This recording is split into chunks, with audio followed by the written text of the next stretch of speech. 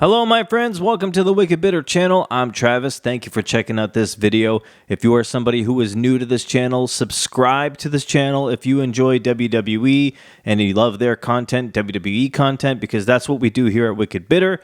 Like this video, it helps get to other people who don't know about this channel, to be quite honest with you. It helps me, it helps this channel, it helps all of us get as many wrestling fans as we can on this channel because we talk about Raw, SmackDown, NXT, the PLEs, but tonight we are talking about Monday Night Raw, and actually, this is the first time it's been 2 hours long since, I can't even remember when.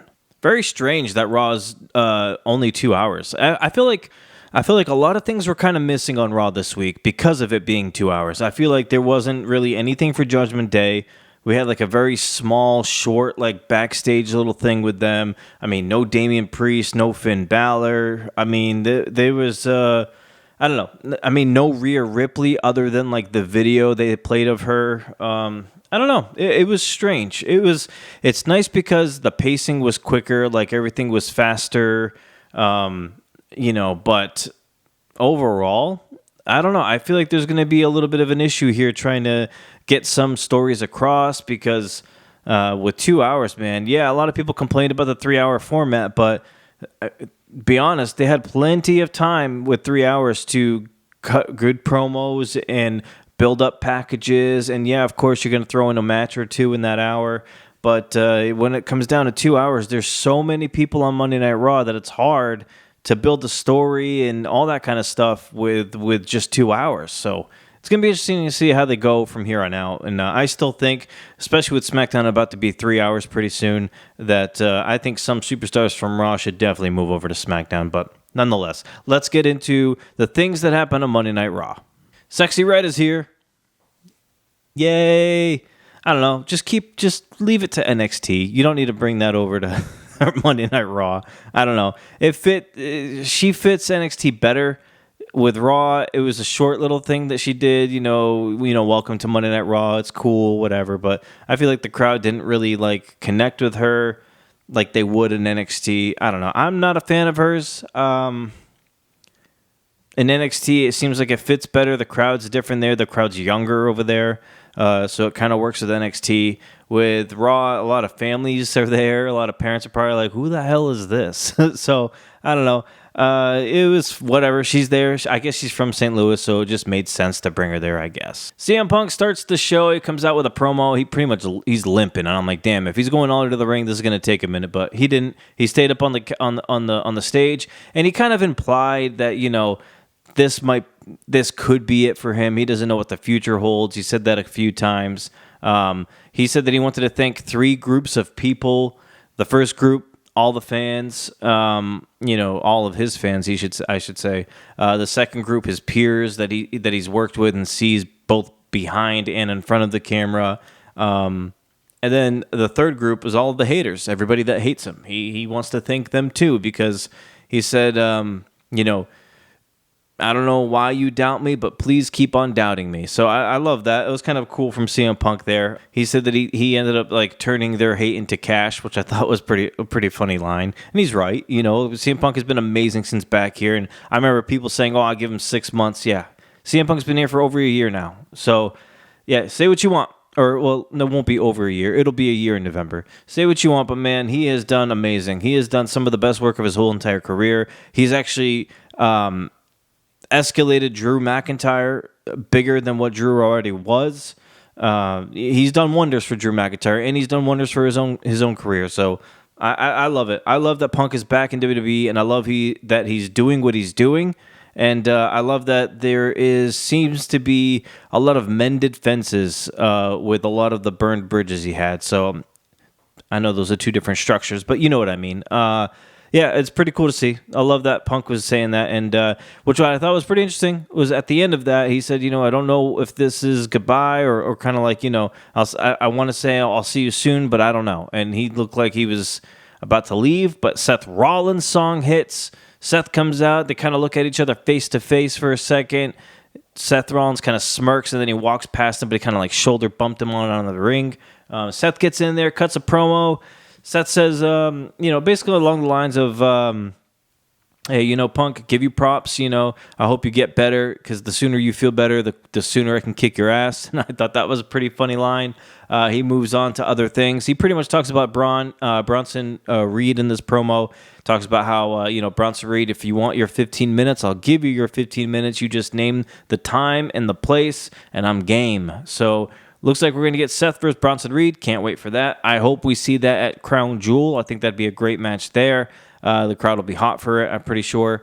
So that's what we get there for that. And then once he's done, Jey Uso's song hits. So Jay comes out. I'm like, damn, is this like an hour-free, commercial-free hour we got here on Raw? Because this is a lot, one after another. Jay comes down for his match. It's going to be the IC title match against Xavier Woods. He gets in the ring. He and Seth kind of look at each other, and Seth just walks off. She's like, whatever. Yeah. So it's kind of like a heelish little bit of a vibe from Seth Rollins tonight. Now, I don't think he's going to be a heel because Bronson Reed is the heel. You don't want that. But I feel like it's kind of like foreshadowing almost. Like I think Seth Rollins is going to turn.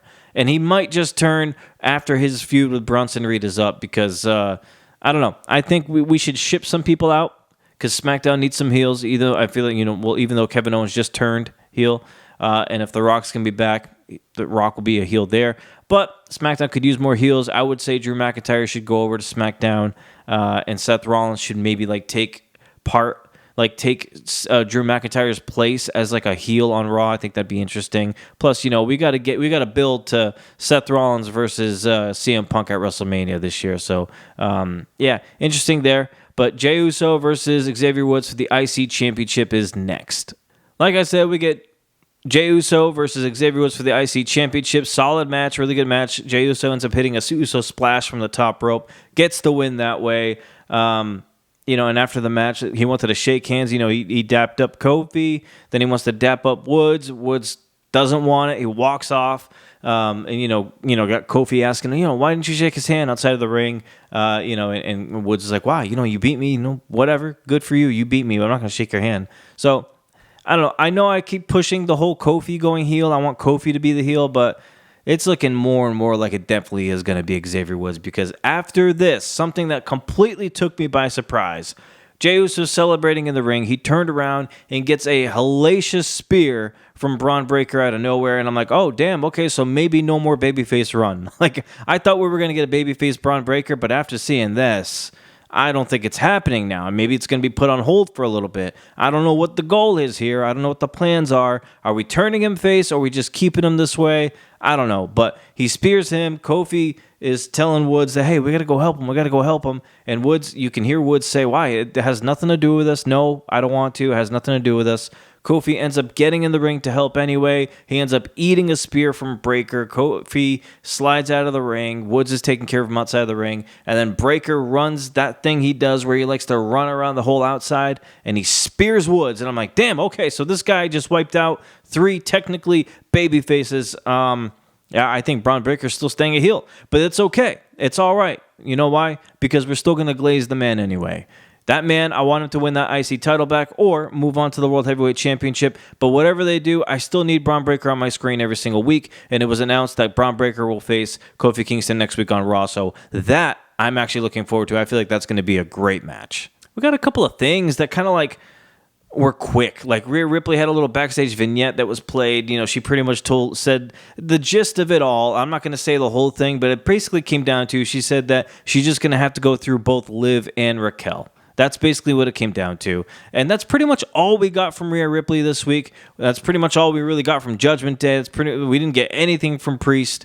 There was a thing earlier where the Judgment Day arrived, but it wasn't even the Judgment Day. It was just Dom, Liv, and Raquel drove them there. And Jackie Redmond tried getting an interview. She interviews Liv. Liv says, hey, I'm the only person that could actually win, but also or lose, but also still win. She's talking about how she lost to Rhea Ripley technically through DQ, but she kept to keep her title, and she still has Dom, and she's got Raquel now. And then Jackie kept, she was trying to ask, is Raquel in the Judgment Day? But Dom was like, you know what, no more questions. Let's get out of here. So as soon as they had pulled up, they got that interview, and right after that interview, they just got back in the car and left, and that was it for the Judgment Day. I mean, I don't know. You have to admit, Raw going to 2 hours is definitely going to cut into things that we were normally seeing, like Judgment Day segments. Remember, they used to be scattered through the whole show. Now it was just that. And that was like 30 seconds, and they turned around and left. So, I don't know. It's definitely playing into it, and I don't know if I really like it. I like the whole thing being 2 hours because it's cool. It's like, and now I get to record earlier, and it's better for me, my sleep schedule, all that kind of stuff. But as far as like content-wise, watching, like WWE-wise, I liked it when it was 3 hours lately. They've been actually knocking it out of the park while it was being 3 hours lately, so I don't know. We're going to have to see where it goes. I feel like they're going to have to rush a lot of things. I feel like they're going to have to squeeze a lot of things in, and that's just where we're at right now. I thought something interesting happened when Barrett and Joe were talking at the table. Barrett brought up the fact that Kevin Owens attacked Cody Rhodes after Bad Blood this weekend, and Joe cut him off, and he just said, hey, you know what? Let's just do this. Let's just put this tweet up there. And it was Triple H's tweet talking about how they're going to handle things internally when it comes to that situation. And then I compare, I link that with when Seth was cutting his promo earlier, he mentioned the KO thing, and he said that he's not allowed to talk about it. So this makes me feel a certain way, and I don't know what the exact words are for it, but if you're somebody who watches sports,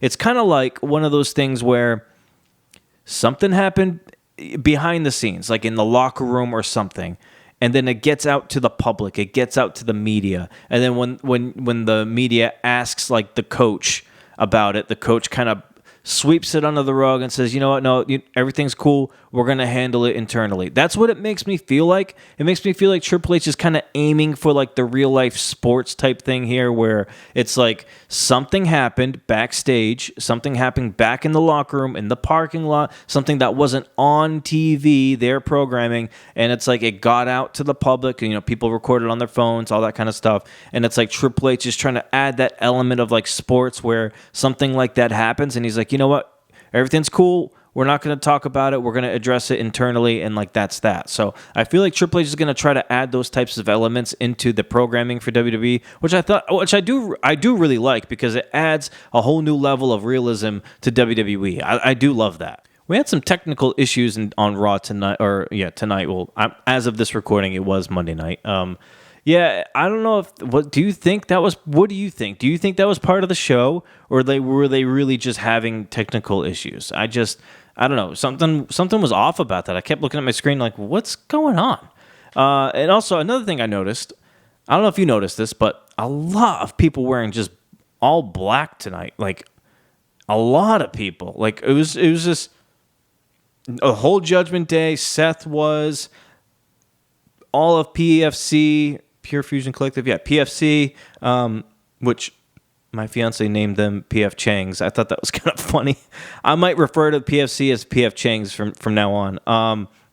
It was weird. A lot of people were wearing black, and I don't know what the reasoning of it was. If you know, maybe, or if it was just a coincidence that everybody just decided to wear black tonight. It was just weird. It was just all over the show. It was just everybody basically was wearing that. I thought that was kind of odd.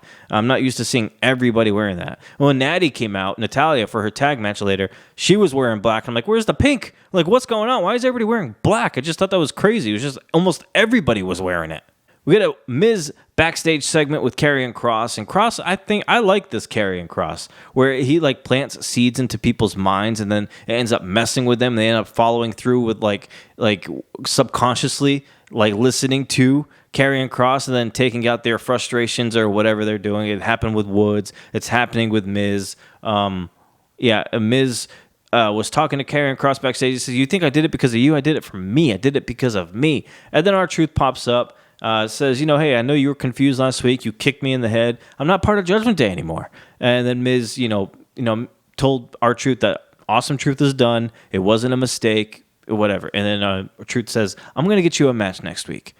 And Miz says, you know what? No. See, this is the problem. This right here is the problem. He says, you want a match next week? It's you versus me next week. So we're going to get Miz versus R-Truth next week. And something very interesting happening during this segment, because when Kross was talking to Miz, that whole Wyatt 6 little message showed up on the screen saying, there you are, the Uncle Howdy thing. And I'm thinking, okay, so maybe this is the clue. Maybe they're going after Miz now. Interesting. I want to know your thoughts on Wyatt 6, because I think there's been a lot of conflicting and different types of opinions on it. I'm still letting it play out. I still want to see what they're doing next. We had the whole thing with American Made, which was was really good. But now what do? Are we going after Miz? And if we go after Miz, does Miz find partners, or is it just Howdy versus Miz? Or is it one member of Wyatt 6 1 week versus the Miz, and then another member another week? Like, where do we do with that? What's the backstory with this? We're going to need to figure this out. If it's just because Miz turned his back on R-Truth, we're going to get the Wyatt 6 targeting people who all turn their back on everybody. So I don't know. I want to see how it plays out. I'm not going to judge it or get too critical on it right now, but I'm going to need some meat on these bones. How about that Sheamus versus Pete Dunne match, that Donnybrook match? A key thing to me is when Sheamus had him done in the white noise on top of the barrels and he jumped through the tables. My God, what a spot that was. And then there's pictures afterwards of Sheamus. I actually have it on my Instagram if you want to check my story out. Sheamus's back's all welted up, cut up, bloody. I mean, even his elbow was bloody at one point, and like it looked like there was like something sticking out of his elbow. I was like, is that a bone? It was like weird. I was like, oh my God, this guy just destroyed himself. Pete Dunne ends up zip tying Sheamus's hands together behind his back. But Sheamus ends up getting the wins. He ends up hitting a brogue kick while zip tied, gets the win, and man, what a brutal match for the two. Hopefully, they're all both good. And man, what do you expect out of Pete Dunne and Sheamus going at it? You know it's going to be a stiff, pretty brutal match. Something I really like to see, and I don't know if it was just a one-off or if this is going to be a continuous thing. But Ethan Page, my boy, showed up to Adam Pearce's office where he was with Ava, the NXT general manager. Ethan Page introduced himself, and then he told him that he has an issue with CM Punk after CM Punk cost him his NXT championship against Trick Williams a couple of weeks ago. So, I don't know. I don't think anything's going to happen just because I think NXT's in St. Louis this week too, so it's like they're all kind of in the same city, so maybe this was just a one-off. I would love to see this turn into something, though. I would love to see Ethan Page get called up to Raw, and I would definitely love to see him feud with CM Punk. I think those promos would be great, and I think Ethan Page is a main event guy. I really do. I feel like he is a main event star, and he's just hanging out in NXT right now, but once he gets called up to the main roster, I see nothing but big things for Ethan Page. I'm going to just say it. I'm not going to cover most of it, but Unholy Union and PF Chang's the PFC team up against, who was the team? Chance and Carter, Lyra, Natty, and Zelina Vega. Lyra's team won. That's all I'm going to give you. That's what happened. And then we get our main event, Gunther versus Sami Zayn, and I made a prediction on my last video. It was the Bad Blood review video after the news about Crown Jewel. I had said maybe Sami Zayn wins Monday night, and there was a couple of moments where I thought he was going to do it. I thought he was going to beat Gunther. I thought he was going to become world champion. I thought he was going to face Cody Rhodes at Crown Jewel. I thought he was going to beat Cody Rhodes at Crown Jewel and then take the Crown Jewel championship in Saudi Arabia. I thought that would have been such a fantastic moment for Sami Zayn, but it looks like that's not what's going to happen. So we are going to get Gunther. He just defeated Sami Zayn on Monday Night Raw to retain the World Heavyweight Championship. We are going to get Gunther versus Cody Rhodes at Crown Jewel. I would like to see Gunther win that match, to be honest with you. And I know a lot of people wonder, how does Cody lose? Well, maybe you can have interference with like the bloodline or something to cost Cody that match. But I just feel like Gunther needs to win that match, because if he does, you are pretty much putting Gunther on the same level as Cody Rhodes as far as main event top star guy. Even though WWE has tried to do that already, this would solidify it. So that's for later, though. We could talk about that later. But tonight, Monday Night Raw, Gunther beats Sami Zayn. Want to know what's next for Gunther right after Cody Rhodes at Crown Jewel? Interested. I want to see what Gunther does at Survivor Series. Is it CM Punk? Or is it back to Sammy again? Or is it Braun Breaker like he had teased? Interesting. I can't wait to see what we do there. Yeah. That's it. That was Monday Night Raw. That was 2 hours Monday Night Raw. It's going to be weird doing this every single week now. But yeah, I appreciate you guys watching this video. I appreciate you watching the videos over the past few days that I've been posting stuff, the predictions videos, the reaction videos, all that kind of stuff, the email videos. Keep those emails coming. wickedbittermedia@gmail.com. I would love to answer your emails in another video this week. That'd be great. I am doing Project Week, though, for my course that I'm taking. It is Unit 3 out of 4. So if I pass Unit 3, I'm feeling pretty confident that I'll pass the whole thing. If I fail, that's it for me. I'm out, and I'm out of money too. So that's going to be a hard pill to swallow. But yes, wish me luck on that. I'm trying to do the best I can. I was working on it before Raw tonight, and then doing this video, and then I got to work on it a little more before I go to bed. So yeah, it's pretty tense. Okay, until we eat again, my friends, I hope you all have a great rest of your week. I would like to do more videos, so please send in those emails. I would love to answer them. Yeah. Until we eat again, have a good rest of your week. Have a good night. And until the next video, stay bitter.